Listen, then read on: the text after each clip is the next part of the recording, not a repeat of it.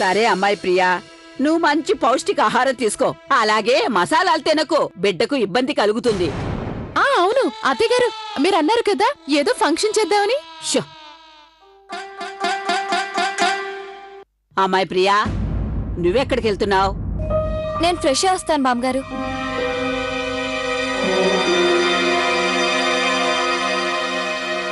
అరే మీనాక్షి, నువ్వు కాని సమయంలో అసలు విషయం బయట పెట్టావు. కానీ అందులో తప్పే ఉంది. అరే తప్పేం లేదు. ఈ విషయం ప్రియకి తెలిసిపోతే అదేమంటారు, సర్ప్రైజ్, ఆ సంతోషం పోతుంది కదా. అరే బాబు, ఈ పిల్లకి ఇంత చిన్న విషయం కూడా అర్థం కాదు. నేను ప్రియ మొహంలో సంతోషం చూడాలనుకున్నాను, తన మొహంలో సంతోషం కనిపించలేదు. అర్థమైందా? పొరపాటైపోయిందండి.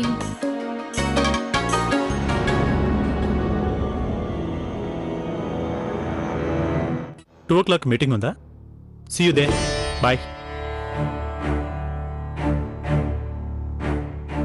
ఏమైంది ప్రియా, అంత కోపంగా ఉన్నావు ఎందుకు? చిత్రంగా ఉంది.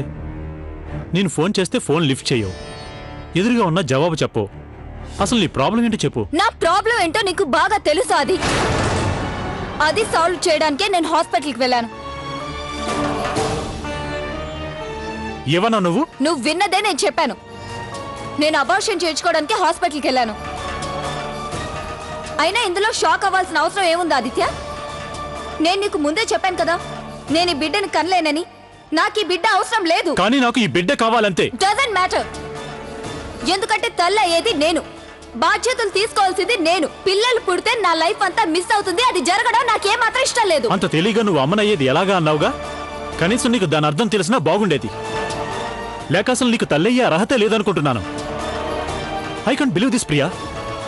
అయినా నువ్వు మన బిడ్డ విషయంలో అలా ఎలా ఆలోచించగలుగుతున్నావు? How can you do that? That's enough. ఈ ఎమోషనల్ డ్రామా నీ దగ్గరే ఉంచుకో. వీటి వల్ల నాలో ఏ మార్పు రాదు. మార్పు రాక తప్పదు.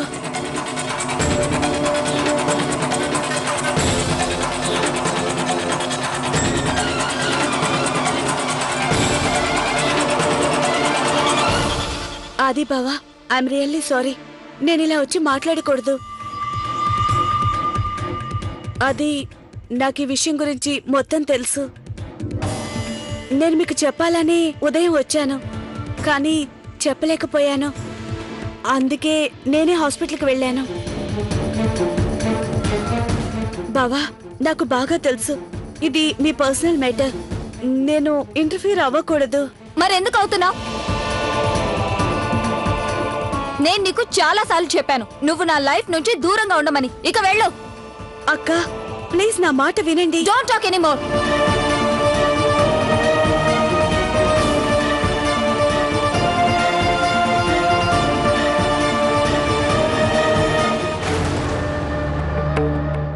అత్తయ్య గారు, ఈ ఊయలు మాతో ఎందుకు తీయించారు? ముందు నాకు ఈ విషయం చెప్పు. ఇన్ని ఉన్ని ఉండలు ఏం చేస్తావు? నీ పిల్లలందరికీ స్వెటర్లు అల్లుతావా? లేదు అత్తయ్య గారు, నేను ప్రియాకి పుట్టబోయే బిడ్డ కోసం ఒక్కొక్క రంగు ఉన్నితో ఒక్కొక్క స్వెటర్ అల్లుతాను. సరిగ్గా చెప్పావు. ప్రియకిది మొదటి బిడ్డ, అందుకని తనకి స్వాగతం ఘనంగా పలకాలి. చెప్పనా నేనెందుకు ఈ ఉయ్యాల తీయించానో? ఇందులో నా మునిమనవుణ్ణి వేసి ఆడిస్తాను. నీకు తెలుసా, ఇందులోనే నా కొడుకుని వేశాను. నిజంగా అత్తయ్య గారు, మన ప్రియకు పుట్టబోయే బిడ్డ చాలా అదృష్టవంతురాలు. బిడ్డ ఒకరిదే అదృష్టం కాదు, ఆ అదృష్టం నాది కూడా. మళ్ళీ మునిమనవుణ్ణి చూసి అదృష్టం నాకు దక్కింది. ఆ భగవంతుని నేను కోరుకునేదొకటే, నేను కళ్ళు మూసేలోగా మనవాళ్లంతా పిల్లా పాపలతో సంతోషంగా ఉండాలి. అత్తయ్య గారు, ఎందుకలా మాట్లాడుతున్నారు? మీరు ఇంకా నా మునిమనవరాల్ని కూడా చూడాలి, అర్థమైందా? బావుందమ్మాయి. చూస్తున్నారుగా అక్క, అత్తయ్య బామ్మ ఎంత సంతోషంగా ఉన్నారో. వారి నుంచి ఆ ఆనందాన్ని తీసేసుకుంటారా? ఇలా రెండక్క.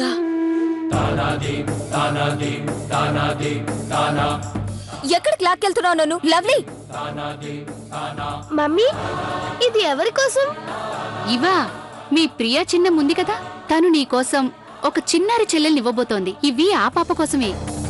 ఈ చిన్ని చిన్ని సాక్సులు, ఈ చిన్న టోపీ, ఇంకా చిట్టి చిట్టి బట్టలు, ఇవన్నీ పాప కోసం రెడీ చేయాలి. బాగున్నాయి కదూ?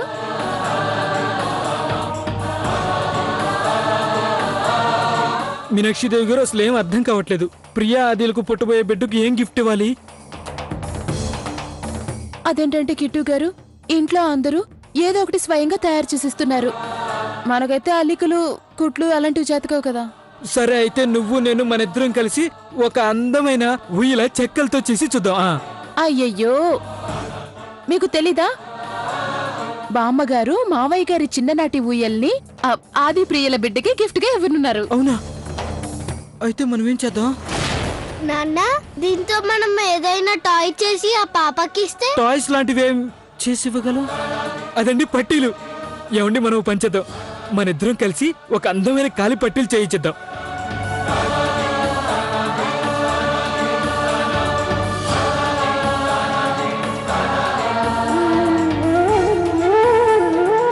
ఏ లక్కీ, నువ్వు పంచేదానికి ఒక మంచి డిజైన్ రెడీ చేయి. అలాగే చేద్దాం. పదండి అక్క.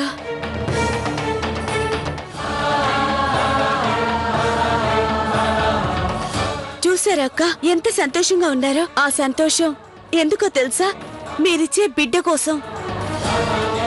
మీకు తెలుసా, కార్తీక్ నేను ఈ బిడ్డ కోసం ఎన్నెన్ని ఊహించుకున్నామో. ఇవన్నీ నాకెందుకు చెప్తున్నావు లలి? ఇవన్నీ మీకెందుకు చెప్తున్నానంటే, మీకు పుట్టబోయే బిడ్డతో మా గుండె చప్పళ్ళు ముడిపడి ఉన్నాయి. అక్క, మీరు ఈ బిడ్డను బరువని ఎందుకు అనుకుంటున్నారో? లవ్లీ, కొన్ని పర్సనల్ విషయాలు నేను నీకు చెప్పుకోలేను. సో ప్లీజ్ నన్ను వదిలే. నేను ఈ విషయంలో ఏం చెప్పదలుచుకోలేదు. లేదు ప్రియా అక్క, మీరు చెప్పక తప్పదు. నేను అర్థం చేసుకోగలను. ఏదో పెద్ద విషయమే ఉంది, దానివల్ల మీరు ఇబ్బంది పడుతున్నారు. మీరు నాతో చెప్పండి, మనిద్దరం కలిసి ఆ సమస్యను పరిష్కరించడానికి ప్రయత్నిద్దాం. చెప్పండి అక్క, ఆ బిడ్డని మీరు ఎందుకు వద్దంటున్నారు? ఎందుకంటే నాది ఆదిది ఒక కాంట్రాక్ట్ మ్యారేజ్. 1 year contract. బిడ్డలు లేకపోతే గనుక మేమిద్దరం ఈ బంధం నుంచి విడిపోవచ్చు. కానీ నేను ఎప్పుడైతే ప్రెగ్నెంట్ అయ్యానని చెప్పానో అప్పటి నుంచి ఆది మరోలా బిహేవ్ చేస్తున్నాడు. నేను ఎన్నో విధాలుగా ప్రయత్నించాను ఇక్కడ ఉండేందుకు, అడ్జస్ట్ అయ్యేందుకు. అయినా నాకెందుకో ఈ ఇంటి పరిస్థితిలో ఎక్కువ కాలం ఉండలేననిపిస్తుంది. నాకెందుకో సఫకేషన్ అయినట్టు అనిపిస్తుంది. ప్రతి విషయంలో అడ్డు అదుపు, ప్రతి పనిలో మరొకరు జోక్యం. ఇవన్నీ నా వల్ల కాదు. ప్రియా అక్క, ఎందుకలా అనుకుంటున్నావు? లవ్లీ, నాకు ఇంకెన్నో కలలున్నాయి. నేనెప్పుడు అసలు ఇలాంటి జీవితాన్ని ఊహించలేదు. ఇక్కడికి రాగానే ఆది మారిపోయాడు. ఆది కోసం నేను కూడా మారడానికి ఎంతగానో ప్రయత్నించాను. అయినా నేను తన నుంచి నెమ్మదిగా దూరం అవుతున్నాను. ఇప్పుడున్న స్థితిలో నాకే తెలీదు నాకు బిడ్డ కావాలో వద్దా అని. అక్క,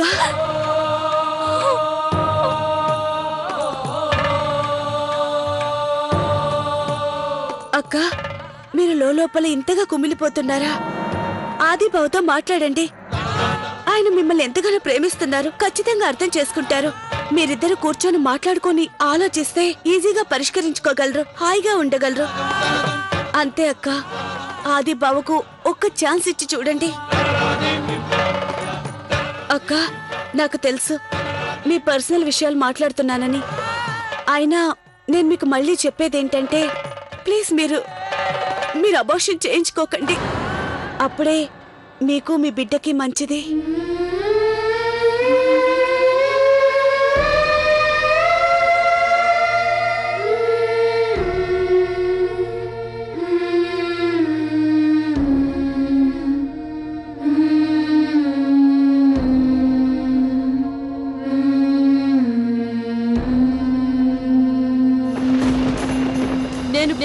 పుట్టబోయే బిడ్డ కోసం ఒక్కొక్క రంగుతో ఒక్కొక్క స్వెటర్ అల్లుతాను. ప్రియకి ఇది మొదటి బిడ్డ, అందుకని తనకి స్వాగతం ఘనంగా పలకాలి.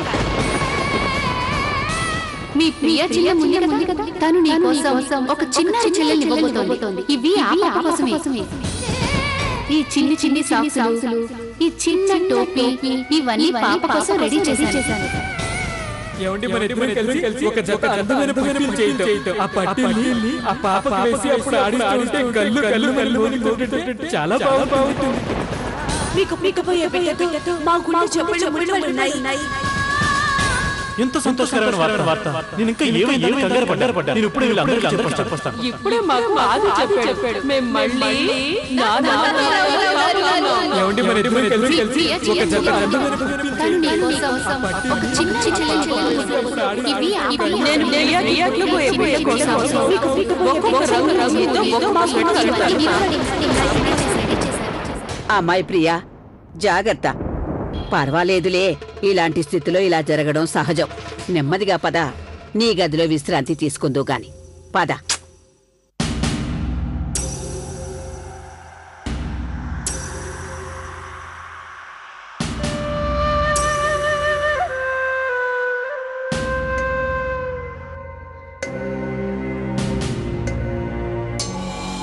బామ్మగారు, అసలు మీరేం చేస్తున్నారు? ప్లీజ్, మీరు నా కాలు పట్టుకోవడం ఏంటి? మీరు పెద్దలు. అరే ప్రియమ్మ, తల్లి స్థానం లోకల్లో అన్నిటికన్నా ఉత్తమమైంది. దాని ముందు ఎవరూ పెద్ద కాదు. అర్థమైందా?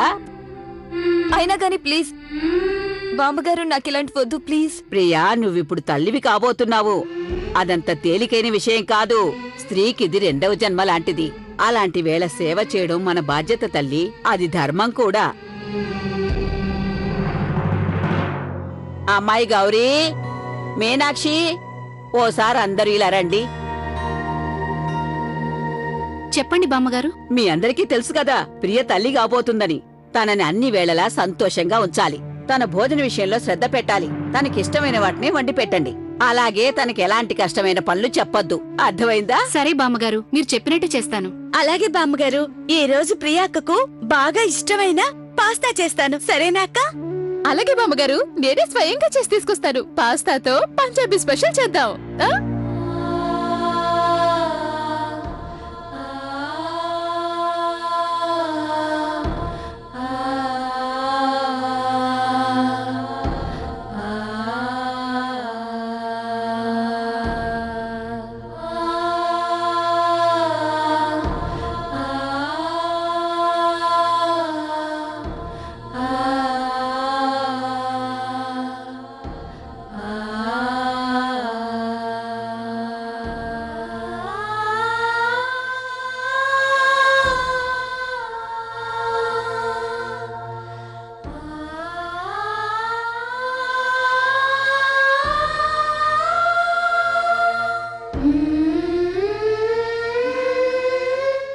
అమ్మా ప్రియా,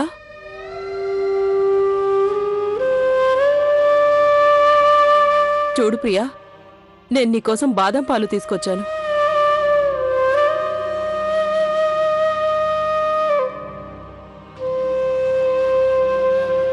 ఎందుకు కన్నీళ్ళు?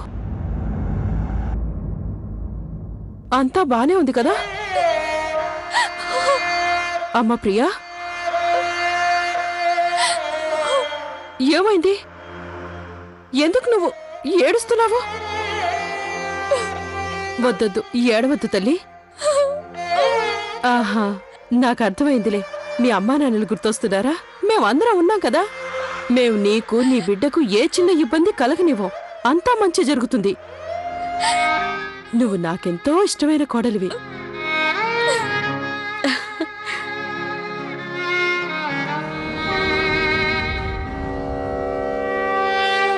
బోలా శంకర, తప్పు ఎక్కడ ఎలా జరిగిందో అర్థం కావడం లేదు. ప్రియ ఈ బిడ్డని ఎందుకు వద్దనుకుంటుందో. బహుశా తను తన నిర్ణయాన్ని మార్చుకుంటే బాగుండు.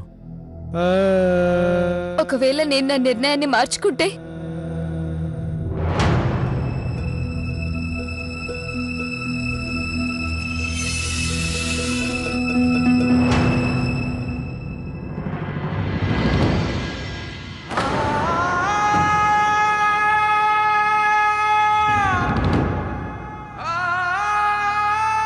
సారీ అది.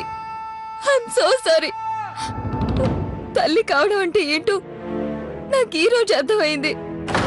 నేను ఎంత పెద్ద పొరపాటు చేయబోయాను. నా వల్ల నువ్వెంత బాధపడి ఉంటావు. ప్లీజ్ నన్ను మన్నించు. నేను తల్లిని కావాలనుకుంటున్నాను. అలాగే నేను నా బిడ్డని ఎంతగా ప్రేమిస్తానంటే నువ్వు కోరుకుంటున్నంతగా.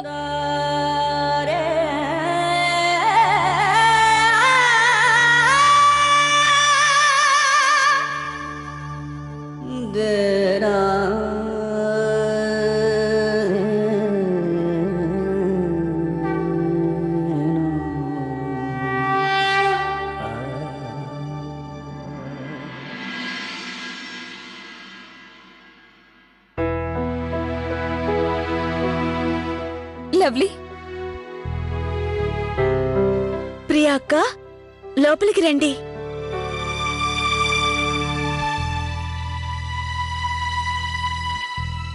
ఈ రోజు ఒక పెద్ద తప్పు చేయకుండా ఆపావు నువ్వు.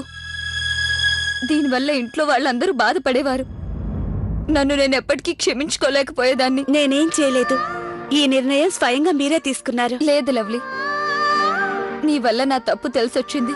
నా ఆలోచనే పెద్ద తప్పు. నేను మన వాళ్ళ ప్రేమ ఆప్యాయతలను జోక్యం అనుకున్నాను. ఆలోచన వల్లే నేను అందరి నుంచి, నా నుంచి కూడా దూరం అయ్యాను. నాకు అర్థం కాలేదు అసలు నాకేం ఇష్టమా అని, అలాగే తల్లి కావడం ఒక స్త్రీకి గొప్ప వరం అని. అక్క, అలాగే లవ్లీ, హాస్పిటల్లో నీ మీద కోప్పడినందుకు నన్ను క్షమించు. ఇంకా నాకు సంతోషాన్ని, నా కుటుంబాన్ని అందించినందుకు థ్యాంక్ యూ. ఎన్నో రోజుల తర్వాత నేను సంతోషంగా ఉన్నాను.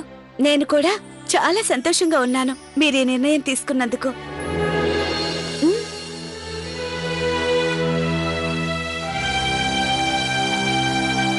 ఎందుకు కన్నీళ్ళు ఆగడం లేదు?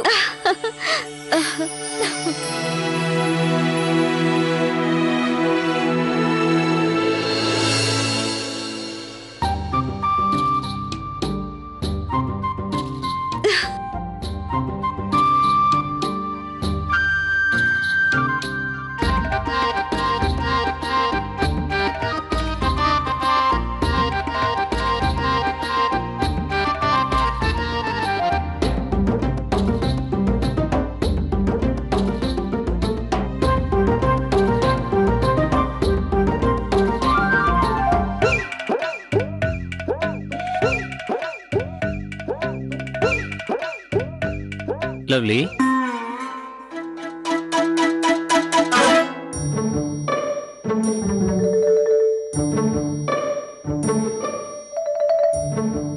ఏం చేస్తున్నావు నువ్వు? నేనా? ఏం లేదే. ఏం లేదా? నేను చూశాను. దీంతో ఏం చేసావు?